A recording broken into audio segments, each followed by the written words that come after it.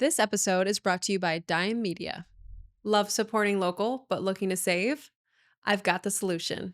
Introducing the 2025 CNY Women's Network Members Card.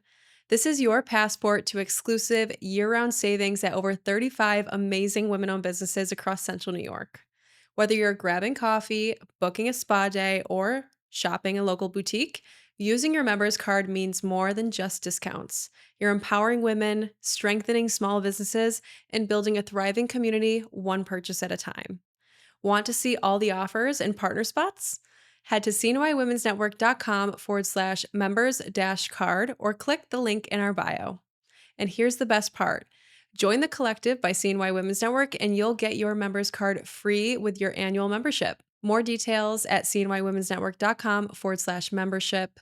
Let's grow together, one card, one connection, one business at a time.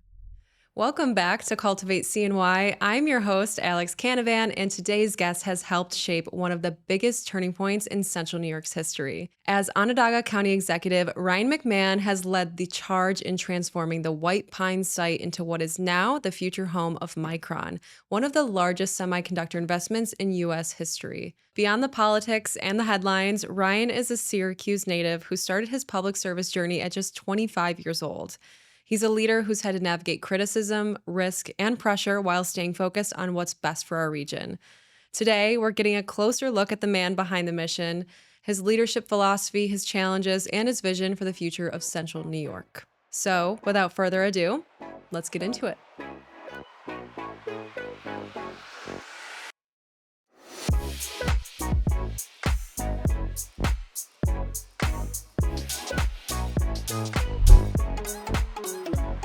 Ryan McMahon, welcome to Cultivate CNY. Thanks for having me. From what it sounds like, you have about 5 million different projects that go on at any given time. There's a lot of, forward movement, but there's also a lot of following up and keeping track and making sure we're staying on track in all these other areas. How do you prioritize your goals? I can't imagine, and there's no 2 days that are the same for you, I'm assuming. So how do you stay on top of all this? Yeah, I think the best indicator, of your priorities at the executive level is how you spend your time. And so for my job, my core job overall is, I'm the CEO, the elected CEO of a regional government, one of the largest counties in the state of New York. We have 3,500 employees, $1.6 billion budget. There are key things that we do and only we do. We deliver and help manage mandates from the state of New York and in some cases the federal government. If you think about the communities vulnerable, our seniors, our kids, our poor, we are in charge of that, right? We have a responsibility to that with adult and long-term care, children and protective services, certainly our Department of Social Services to help support the less fortunate. Then when you look at infrastructure, we're kind of in charge of the regional infrastructure related to wastewater and water. And then we have, parks, and we have community development and public safety departments. We have a sheriff, an elected sheriff, but we also have a probation department that I oversee. We have a 911 department that I oversee. So all these different things you do, right? So the best thing you can do is build a great team, because I can't, micromanage all this. Mm-hmm. So we have 3 deputy county executives that oversee the fiscal operations, the physical operations, and then the human capital operations. I have weekly meetings with my deputies, and we have actually a 4th that oversees all economic development planning now. And we had to create that position basically to help manage everything Micron. And so we meet, weekly. I'm they're kind of like our lieutenants in the field. We're there to accessible throughout the week, but also to the point, there's key issues in the community, some longstanding issues that we're making progress on when it comes to, poverty rates, when it comes to concentrated poverty rates in the city of Syracuse, lead rates, which are improving. And then there's the bigger things, right? The things that people spend a lot of time and pay a lot of attention to. And that's, a lot of the economic activity, because really it's unprecedented what's happening right now. Yeah. And you got into all of this at 25 years old, and you clearly had a huge interest in economic development from a young age. I love that, and I wanna know more about that. Where did this interest and passion for economic development come from? And I'm assuming you're from Central New York, so Yeah. you care about seeing it do well, much like myself. So that's yeah. I ran for office when I was 23 and I lost. And that was it was a close race. It was a humbling experience. I was a 23-year-old. You imagine, probably a little cocky and experience levels of success in life, right? And so losing an election is a public failure, right? There's no way to hide it. And But so it probably taught you such an important it, lesson. it did. I wouldn't be here if it didn't And happen. sometimes that naivete of that like boldness when you're 23 and you haven't really been burned yet Right. is such a great thing, especially when like being bold and going after something. Yeah, and for me, it was a great gut check moment because you had to kind of figure out quickly if this was something you really believed in, or did you just kind of go through the process. And so, I I figured out, elections are in November, first Tuesday in November, and then you have a long month, right? That you can sulk either in defeat or you can celebrate in victory. And I was sulking in defeat. But what happened really, and this all ties in together, is during that campaign, I was 23. I was going to various community meetings in neighborhoods that I didn't know, right? I grew up in the Strathmore neighborhood in the city. My family's been there for 100+ years, but there's other neighborhoods, right? And I went and developed relationships with folks, and folks really bought into what we were talking about. And we lost, but we lost a really close race. And so December came along, and I had to decide, did I really believe in what I was talking about? Because if I did, all those relationships, I needed to continue to work on those relationships. I need to go to the meetings. I need to show up and be present. And I did. And I spent a lot of time in the Valley and a lot of time in Outer Comstock in these areas. And I decided I was going to run again right then in December. And that was important because that set me up for success. And I ended up winning my next election. Same seat, I lost, I won. And I think one of the things that impacted me, which is why I'm so excited today, is that I was 25 years old. Most of my friends, my best friends, my whole life were either leaving by choice to experience opportunities in other communities, or they were leaving because of the field that they studied in college or whatnot. They couldn't find a job back here. And so I knew things kind of needed to change. And I knew we were a strong eds and meds community, but we needed to be more, we needed to make things again. At the time, like downtown was not what it was today. Like downtown was nothing like today. And so I think overall, I like to think that perspective I brought together, had an impact on the city council. And then I eventually went to the county legislature and then county executive. But I think over that period of time, from when I first got into this to today, there was a bunch of different leaders that kind of realized that we need, alignment in strategy, alignment in collaboration, if you're ever going to achieve really, really good things. Yeah. And you need that fresh perspective, that kind of young and excited energy, right? And you were the youngest chairman in county history. So Yes. what was those first days like? Was there resistance at all? Yeah. Tell me about. Yeah, so this was interesting, right? So I was a city councilor for 6 years, and then I was going to go to the county legislature, and more traditional, your regional government, right? I thought I was going to have success and win because I'd built up such a good rapport in my own district, and my council district represented a lot of this new legislative district I was running in. But there was certainly the idea of becoming the chairman as someone who had never even served in that body was something that had never been done. And so, politics is timing. And what I had there was really some interesting timing because there was a lot of veteran legislators that decided they weren't going to run again. So there was a lot of new people running, and I cultivated relationships with these individuals. I helped many of them run campaigns, and when we were successful, and there was a very large freshman class, I recognized an opportunity to actually go for leadership. And my personality is kind of like, we're aggressive. We go big, and we're not scared to fail. And so I decided to go for chairman, which is the leader of the whole body. It's similar to the Speaker of the House at the federal level. And it was certainly a big move. And if I didn't win that, I probably would have been punished to a degree. I probably would have been put to the back of the line a little bit by the leadership because I ran against two veterans who were there for a while, but we won. And by winning, that certainly gave us a voice. It gave somebody who I think I was 30 or 31, really a huge voice in the leadership structure in the community, outside of the county executive and arguably the mayor at the time. The chairman of the legislature is probably the most powerful. And we were there. We were setting policy agendas. We were negotiating with the executive branch.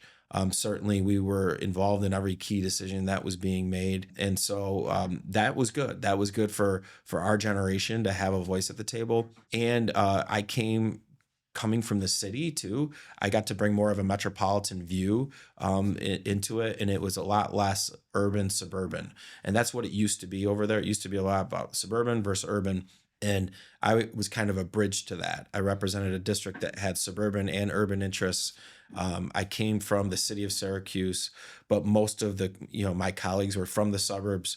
So I was able to kind of bridge and bring people together to vote on things that maybe they wouldn't have voted before.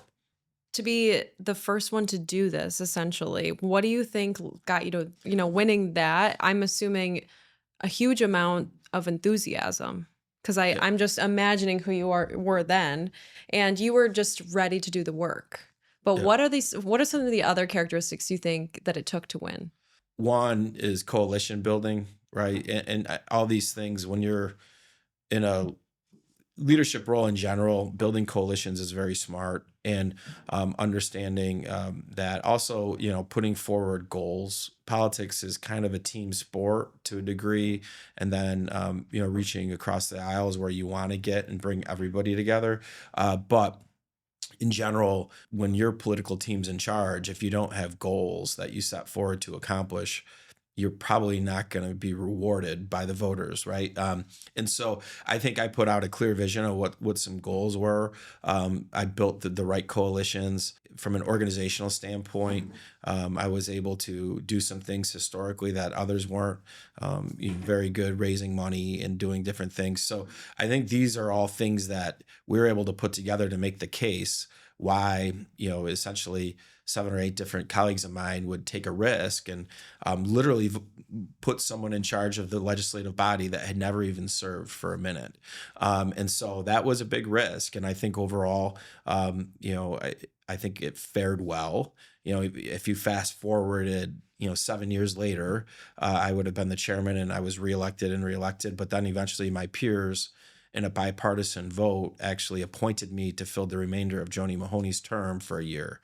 And that was something that was very, meaningful for me because I worked hard as the chairman to not just lead my political party, but to bring together both parties on issues that made sense. Yeah. Because at the local level, most of the stuff isn't really that partisan. Hmm. It's just kind of common sense. And Yeah. so if you have a leader that can bring everybody together, then you put down the political swords and you just kind of do what makes sense. And that's super impressive. So how do you bring people together? I think you need to understand where people are coming from, right? And you need to understand like when someone's sitting at the table, and whether you're going into a hard negotiation or just an easy meeting, is what is the other individual trying to accomplish? And if you know that going in, how can you get there? There's going to be times in a negotiation where maybe you just can't get to where you want to get, but figuring out, if somebody's taken a position, what's their off ramp from that position, and what's their on ramp to your position, right? And how do you do that? Sometimes it's negotiating, it's deal cutting. That's kind of politics right now, right? Hmm. Right now there's a federal shutdown, and there's no deals being cut to change that. But I think as either a leader of that body, the legislative body, or an executive now, it's my job to cut deals to move forward the agenda that we put forward to the voters. And the voters, in this last term, gave us a mandate. We won handedly, and so it's my job to follow through on the things we said we're going to do. Hmm. And, given the fact that you were so young when you started this journey, I'm assuming your leadership skills and your business acumen are kind of things that were honed from a very young age. What was growing up like? I don't really know much about you, your family, your Sure. background. So were you raised by business people? So the actually, my father was in business, but then moved into government, and then my mother's been in social work her whole time. I went to Lemoyne. I went to Bishop Ludden, and then went to Lemoyne College. And my studies were in politics and business. Right, that's what I politics first, business as a background. My private sector experience. When you're a county legislator, you're allowed to, and a city councilor, have outside employment. And so I always was in the real estate and finance space for my career. So you learn about, industry, right? You learn about Mhm. sales, you learn about management, and you learn about ups and downs, and you learn about dealing with failure. And that's certainly something that's not, foreign to most people's business careers. And so that prepares you well when you're in these roles. And also, at the same time, you're out trying to make it work in the mortgage industry or the real estate industry. I have a job at the county legislature, the city council, and you're dealing with big issues. You're dealing with budgets. You're dealing with the big issue that when I was the chairman of the legislature, that County Executive Mahoney did, which was really unpopular, but we got it through at the time, was the amphitheater. Everybody said you don't need an amphitheater, and technically, like, you're right, you don't need one. You don't, like, you don't need an amphitheater. Lots of communities don't have them, but if you want to attract tier one talent, if you want culture and you want things to do, you need to make investments in entertainment infrastructure. And County Executive Mahoney understood that. We had this lake that was freshly, essentially passing its consent orders, so it was ready for public use again. And so we did the Loop the Lake Trail. We looked to do an amphitheater. We got it through. It was really contentious, and now everybody loves it. But at the time, I can tell you, not everybody liked that. And I would say the majority of people didn't think it was a good idea. Yeah, and you have had to be quite resilient, I would say, at least, when it comes to the media Um, and criticism, and people's opinions. But it's kind of what you subject yourself to when you Sure. sign up for this job. It's not for the faint of heart, but how have you dealt with some of the criticism in the past? Like, are there any mantras or any things that you tell yourself in those moments? To your point, it's kind of fair game. You do need thick skin in this. Because sometimes you're making decisions and you just know you're going to get criticized or second guessed. And then there is sometimes, though, where the criticism is so misleading, or folks are flat out lying, where that bothers you a little bit, right? Like, there's some issues that our administration has worked on and we have put more resources to than anyone ever. And yet the critics are still, saying you're not doing enough, even though the resources haven't even been spent down yet, right? And so that's just kind of like politics.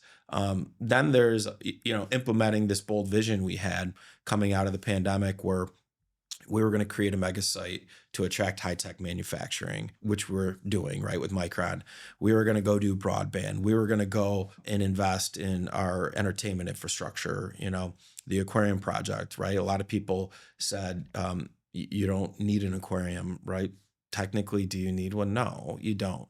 But if you want to be a tier one community that can attract Micron, that can attract high tech manufacturing, that can keep young people here vibrant, a project like that is transformational. It creates jobs, it creates sales tax, it creates tourism. It's going to be an anchor in the Inner Harbor, which is going to be the coolest neighborhood to live in the whole community. Over the next 5 years, we're going to see billions of dollars of investment, but you need to be bold. And we had one shot money to pay for it, right? And some of the criticism on that project, which was totally unfair, you can criticize it with whether we need one or not, but people would say you're investing in that instead of investing in this, Mhm. kind of the either or stuff, and that just wasn't true. We're an all of the above community, and we invest in all the different areas. And so, but that was a project that I will compare a lot to what I lived through with the amphitheater with Joni. There's a lot of naysayers, and there will be. I think they're getting less now that they can see it being built. But at the end of the day, when that's open next year and people are going and they see the type of cultural commitment we've made to the community, I think the naysayers will start getting a lot quieter, because they'll be like, okay, this now we kind of get it. Yeah, and you're like a revolutionary, and this is what happens to trailblazers at first. People, when people don't understand you, they have all the things to say until they see the proof, essentially, and that's just how people work, So right? even with Micron now, right? We are literally I mean, for like the last 2 years, people are like, "Yeah, we'll see if that ever happens." I'm like, "Dude, they signed the dotted yeah. line, like it's happening." But it's just people need to see things to believe in them, but not all people do. Yeah, this week, right, that we're going into, we're finishing the environmental impact statement, which basically is what we've been working at for a year and a half. That literally sets the shot clock for 30 days with the federal government. And then we're going to be able to break ground and start construction. Micron 2 weeks ago gave us a county IDA application for phase one of their project, $51.5 billion. We get IDA applications for like 20 million, 30 million, 40 million, great projects, right? $51.5 billion project, thousands and thousands of jobs. Like we have it, it's happening. Mm. What is happening here? There's only really one or two other communities really in the country that are going to see this happen. Like this, Phoenix, Arizona, where TSMC went. And I was just out there a couple weeks ago. It's amazing what's happening. Scottsdale is my favorite city. Yeah, Like, no, I don't know, no. I love Scottsdale. y- So hopefully Syracuse can become Yeah, it's Scottsdale. funny. It's funny. My wife Alicia likes Scottsdale too. She spent a little bit of time there, It's like and the yeah, only place I've been that I'm like, I think I would move here. And yep, I mean, I'm so happy with Syracuse, yep. but that's one of the only cities that I've said that Well, about. that's it. It's coming. The economics are coming here. We don't have the dry heat that they have, but Love the we dry have four heat. seasons. Yeah. Yeah. So there we go. I'll take it. This episode of Cultivate CNY is brought to you by, well, no one yet. But that's about to change. After 2 years of incredible conversations with Central New York's most inspiring leaders, we are officially opening the door to sponsors. That's right. If you'd like to support the show and get your brand in front of a loyal and growing audience, email us at podcast@cnywomensnetwork.com to learn more about sponsorship opportunities. All right, back to the show. So let's talk about white pine, though. When Yep. did you identify this opportunity? Do you remember the moment you discovered it? Yeah. So the county bought White Pine in 1999 under County Executive Nick Piro, and it was about 300 acres. And what made it unique was that there's a National Grid substation across the street that has a unique amount of power. What we struggled with over the years between 1999 and essentially 2000, let's call it 16, was what to do with that, right? Like, what do you do with that? Every time there would be an economic opportunity, National Grid would say, "Hey, like don't do that here because we have so much power. You're wasting your resources." And so at one point, I was the chairman of the legislature still, shortly before I became county executive. Marilyn Higgins, who used to run government relations as a vice president at National Grid, came to me, and at the time the IDA chair was Dan Query, and they said, "Look at Global Foundries in Albany has done this. You have the power. You can do it again, but you have to kind of go all in on the semiconductor. You got to start doing things for it." And because of that advice and counsel from Maryland, I started to push to get this site truly shovel ready, meaning you start to get through your environmental reviews, you start to get your infrastructure lined up for designs for your utilities, and you got to go market it. Like you got to go tell the world about it. And so I shortly become county executive after that, and we start developing relationships with site selectors. We start marketing it. We start moving forward with design on infrastructure and whatnot, and having the conversations.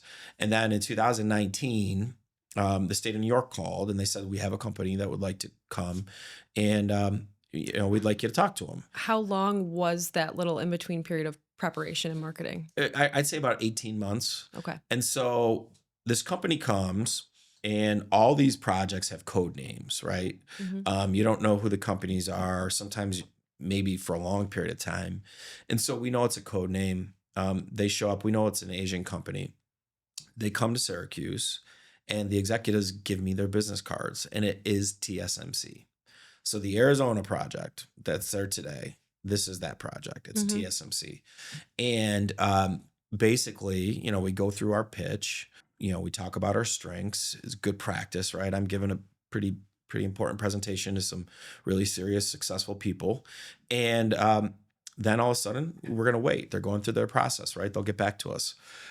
Well, shortly after that, the world changes with COVID, right? In a global pandemic. And our focus was 100% on managing the public health response to COVID, working with the state and federal governments, trying to keep the economy open, keep local business going, at the same time addressing what the reality was. And after phase one of that, I remember it distinctively because I lived it every day. But after phase one of that, it was probably late May, we heard from TSMC that they had not selected us and that they were going to Arizona. And the postmortem on the feedback was your site was a strong site, but it wasn't big enough. And if we're going to make it, it was a $10 billion project at the time. Now it's much more. But if they were going to make that type of investment, they needed a larger site. So that would have been good information to have earlier because I could have gone and bought more land. But what we then did is from that postmortem, we had proof of concept of really the greatest logic company in the world, saying your site could actually do this in central New York, which was pretty cool. I was uniquely frustrated after that moment because would I ever see a $10 billion project again in this role? I was, questioning that, and it was probably good. But then I remembered, I'll give like the Cliff Notes version of the story, but literally this is true. So TSMC comes, we're doing this. My father's, his family came over from Ireland, big Irish family, and my grandfather married my grandmother, and she came from a huge Irish family. And so I remembered that on my grandmother's side, my dad had a cousin who was beyond successful in Silicon Valley. And so at this point, I'm like trying to look through my network to see, do I have another prospect for this site? And so I call my dad and I'm like, Dad, who's your cousin that did really well in Silicon Valley? And he's like, oh, Ryan, that's your cousin Bob. Bob's mom and your grandmother were great friends. And I'm like, okay, like, so I have on Google Bob. I'm waiting for the last name to press enter. And so I'm like, but Dad, what's his last name? I knew it wasn't McMahon. He's like, Ryan, it's the Swans. You know the Swans. You've met the Swans, at Swallows, this or that. So I put Swan, I press enter. Bob Swan graduated from Corcoran High School, probably one of the most unknown successful people out of central New York. Bob Swan was the CEO of Intel. And so I looked at my father, and I know I'm not supposed to swear on this, so I'm not going to swear, but you can imagine what I said. I said, Dad, are you kidding me? Bob Swan, the CEO of Intel, is our cousin. And he's like, yeah, going on and on. And I went on a rant with my dad. And then from there, he said, Ryan, his brother Jim works for you at the county. So I was like, oh my God, this is too much. So I called up Jim, my employee at the county, and I was going on and on, giving him a hard time. And he said, if Bob calls you, Ryan, are we cool? And I was like, if Bob Swan calls me, we are cool. And so I kid you not, I think it was 10, 15 minutes later, maybe it was 20, but I'm getting a phone call from Phoenix, Arizona. Intel has a huge operation in Oregon, but they have their leading edge manufacturing in Chandler, Arizona. And it was Bob Swan. And this is right after we heard from TSMC, right? So think about just how lucky this is. And so Bob Swan is calling and he's going on, and he is asking me about the TSMC deal. And I'm like, this is what's going on. And they weren't happy because TSMC is going into their backyard. Basically, think about it. They're going to be trying to poach all their engineers and whatnot. But at the end, Bob was like, so you got like, they were really looking at Syracuse, right? Like my hometown. I was like, yeah. He's like, what do you got? And I told him, and Bob said, Ryan, we, don't know each other, but there's a relationship. And in the event that we're ever going to make an investment in New York, there can't be any conflict here. So we're not going to talk anymore, but you can work with this guy. And his name was Greg Slater, who's in charge of our expansion for Intel. And the reality was, after that call, we started working with Greg Slater and his site selection team because Intel was looking at a new project in the United States. And we then went and would meet with Intel, and they would tell us what their project was and what the needs were. And at that period of time, we started buying up more land. And one meeting would happen and we'd buy up 200 acres. Then the next meeting would happen, we'd buy 100 acres. And then they'd come back and they'd be like, your site doesn't work anymore. And we'd be like, why doesn't, we just bought up 300 acres of land, and they'd be like, our project's bigger.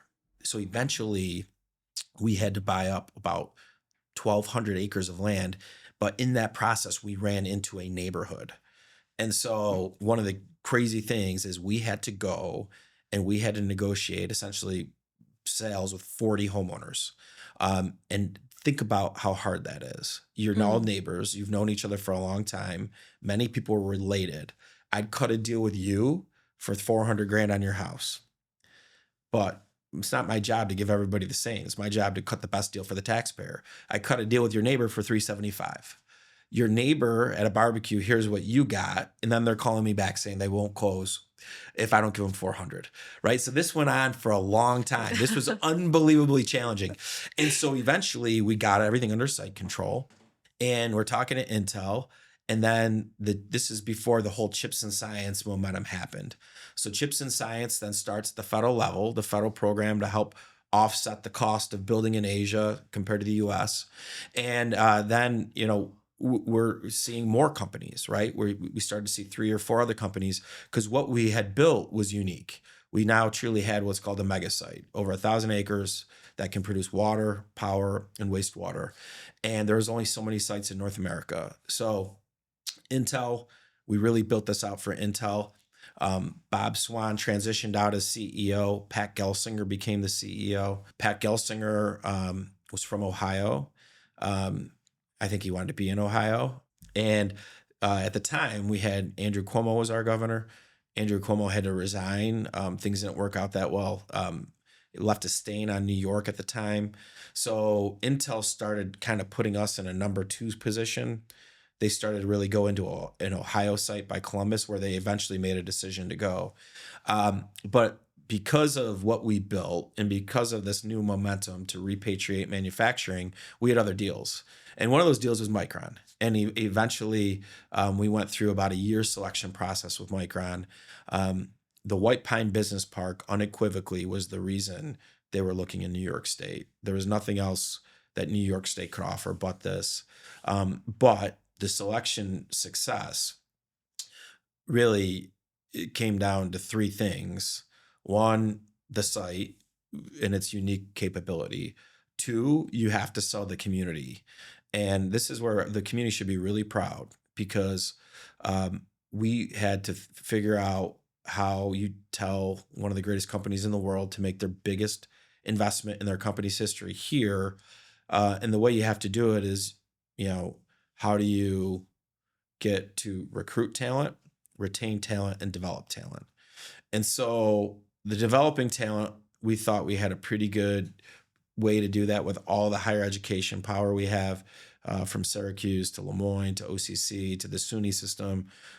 When you go a little bit further, you have Colgate, you have Clarkson, you have RPI, U of R, RIT, Cornell. So we had a pretty good story to tell there.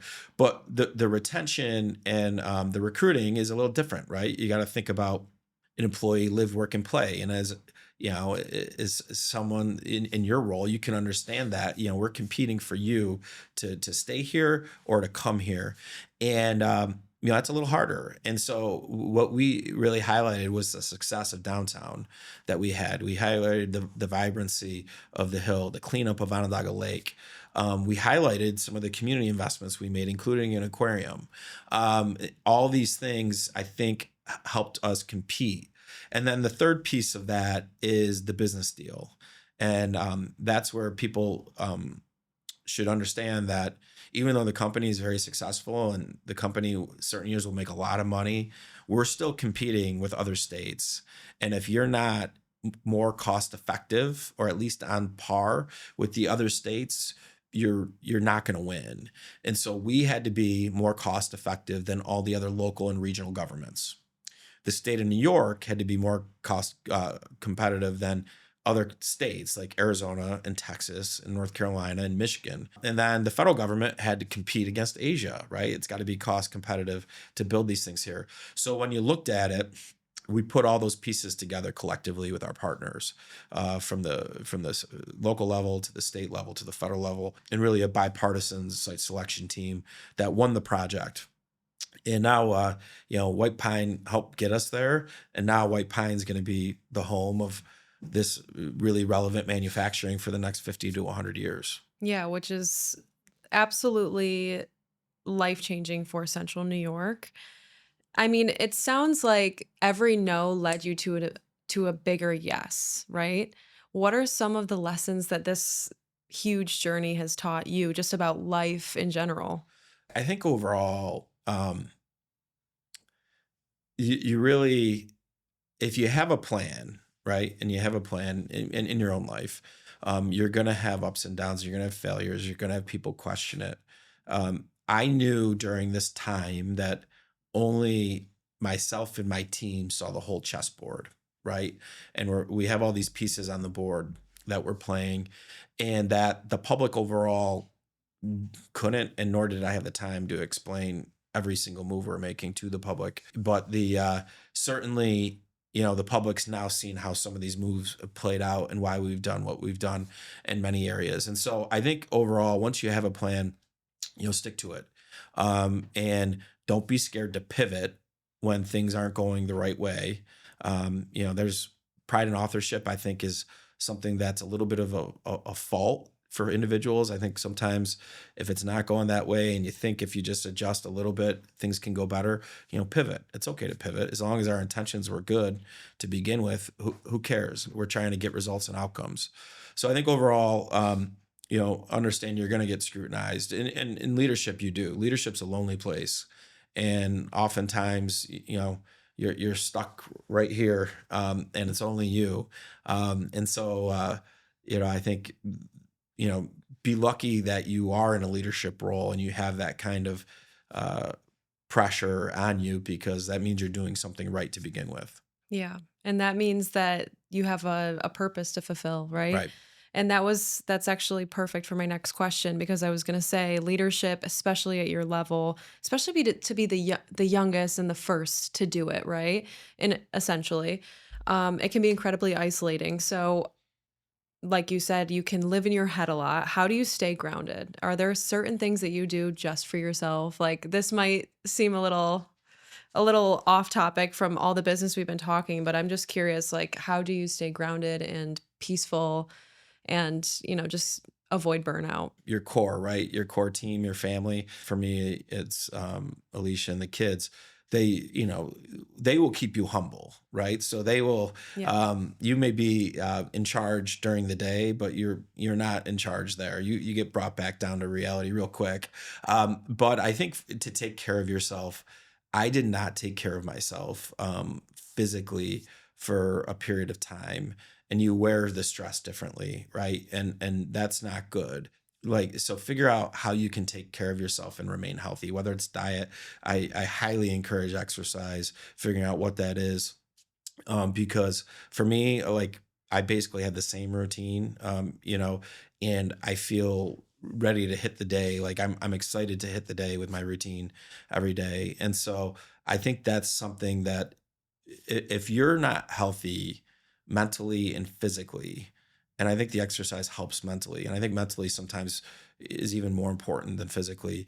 Um, you're not going to be good, right? You're not going to perform at your best levels in your relationships. You're not going to perform at your best levels at work, And so I think like that's the one thing. There's a reason why they always tell you on the airplane, if the mask comes, put yours on first before you help your neighbors, because it's true. If you're not Yeah. focusing in and taking care of yourself and figuring out what that is, you're not going to be good to anybody else, right? And you're not. And like, think about this: like, time is like, we all share this, no matter who you are in the world, no matter how much money you make.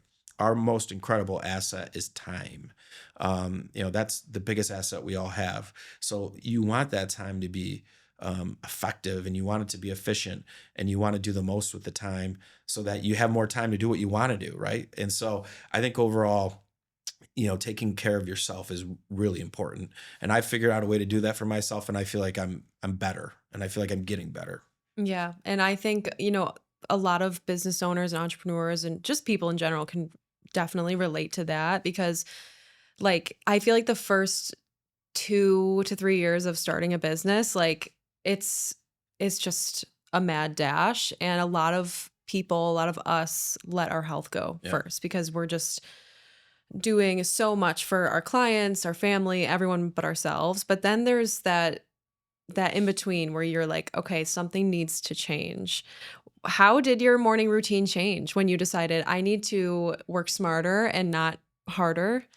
It really happened during COVID. I actually got really sick and I lost my vision. Oh wow. And so when they figured out kind of like later on backwards what happened, I realized like basically I had like a cardiovascular incident because of stress essentially, of my job day to day, in my left eye. And so I think that like that's like a major wake up call, right? Like Mhm. one day you wake up and not that I couldn't see anything, I saw everything and you can't put it together, right? And they call it double vision, but it was more like, you know, it wasn't two, right? It was like I couldn't put anything together for a period Mm. of time. So I started to take care of myself. I started, really focusing in on a diet that worked for me, and then exercise. So now what I do, I love the Peloton treadmill. I love it. Oh Right. yeah. So the Peloton bike, I appreciate everybody who loves that, but I love the treadmill.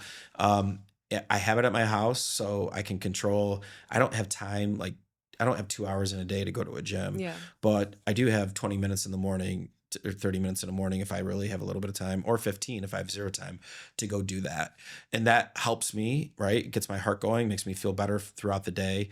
And I still try to keep, like I did keto for a while, really strong. Now I'm like keto light. So I'll give myself some grace because I do like dessert.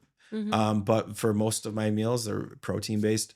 And I think, but that's really what works for me is trying to get, use that treadmill. I like, I love the water, walks, runs on the water if I can.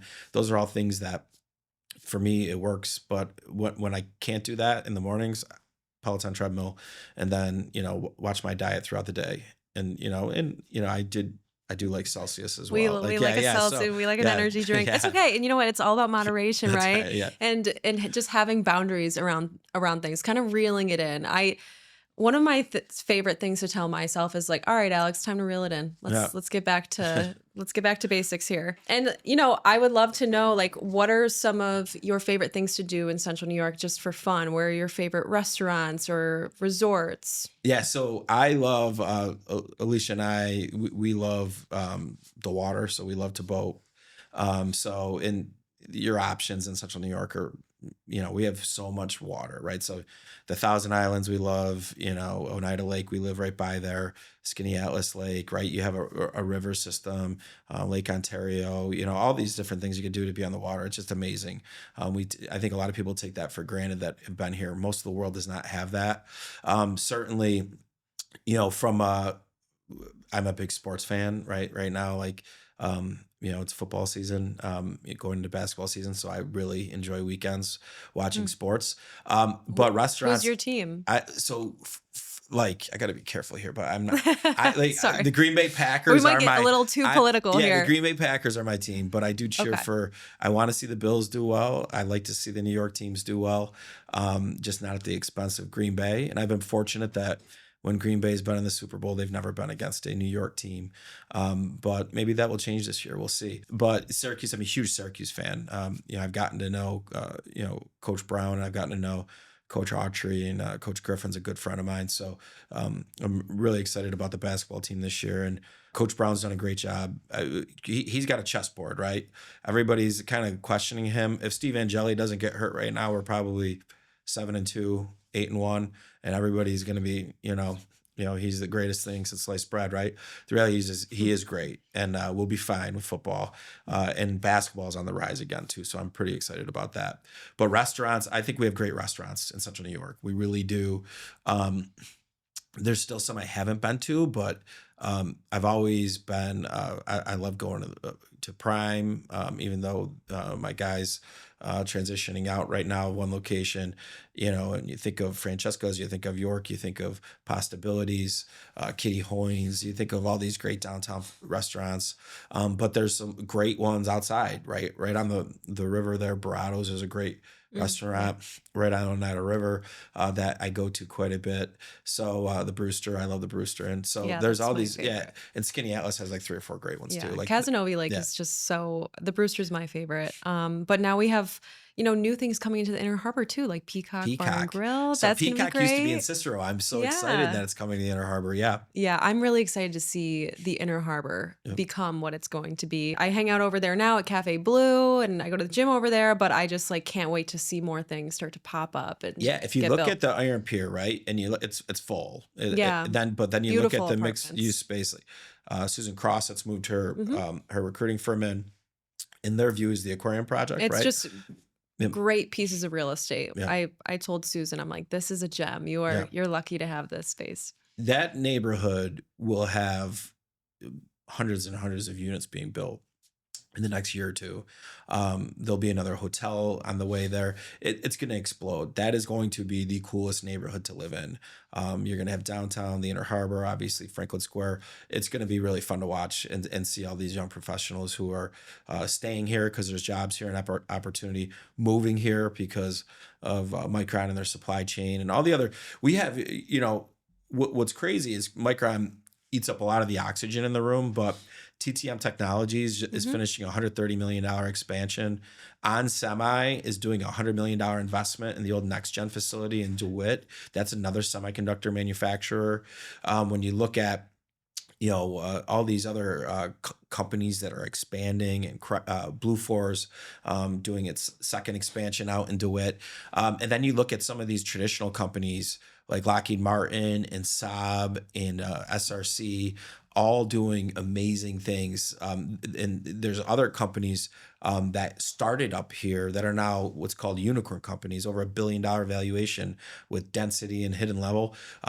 Micron eats a lot of the oxygen because they are the best at what they do in the world, but there's so many other great companies right here. And we're creating such a strong ecosystem that if you work at one and it doesn't work out, go work at another one, right? Like, but Syracuse and Central New York will be your home. Yeah, and you know things are happening when we start to see not only these amazing companies continue to thrive and grow, but we see a lot more hospitality Yep. businesses and companies popping up. Like there's a boutique hotel being built in Casanova, which is going to be lovely. Yep. And we have the Skinny Atlas Skinny Atlas, Fields yeah. Resort and Spa, which I still have to go and check out. I'm so excited about It's that. awesome. I was just there. I went there during construction, and then I was just there last week to cut the ribbon. It is amazing. Is there a man-made like pond or like large There's small like, lake? so there's a lot of trails there. There's a retention pond, but you know what they Okay. have? They have bocce, they have pickleball, they have like a basketball, I did see the they pickleball have little courts. golf, not putt like, but like little golf holes there so people can putt. They have all sorts of spa materials. It's like what you would get at the Aurora Inn or what you would get out at the lodge at the Turning Stone, Mhm. Yeah. so, and it's 5 minutes outside the village of Skinny Atlas, so it's a great spot. It's going to help bring more tourism and create more opportunity here in the county. Absolutely. I'm so excited. When you look at the next decade for Onondaga County, what do you see? I think we're going to grow. And so part of our job is to make sure we grow in a way that makes sense and brings value. So we're going to grow in housing, more all the above housing, right? More market rate, more mixed use, mixed income. We need to build senior communities where seniors who want to stay here and live vibrant lives can move to. That will help create more inventory for the real estate market, which will help with prices. We want appreciation, but we don't want it to go like this, right? We want it to be affordable still. There's gonna be a lot of housing and there's gonna be a lot of amenities that come with that. And so what we've done is we have our regional plan on, and then we have paid for many of our towns and villages to update their plans to figure out where in their communities do you want to see growth? Where don't you? Where do you want to see enhancements of green space and access to waterways and whatnot? And those are like roadmaps for the development community to look at, study, and participate with. So I believe in the next 10 years, we'll have 50 to about 100,000 more people living here. We will create the Central New York Semiconductor Cluster. So Micron will be here, their tooling companies will be here.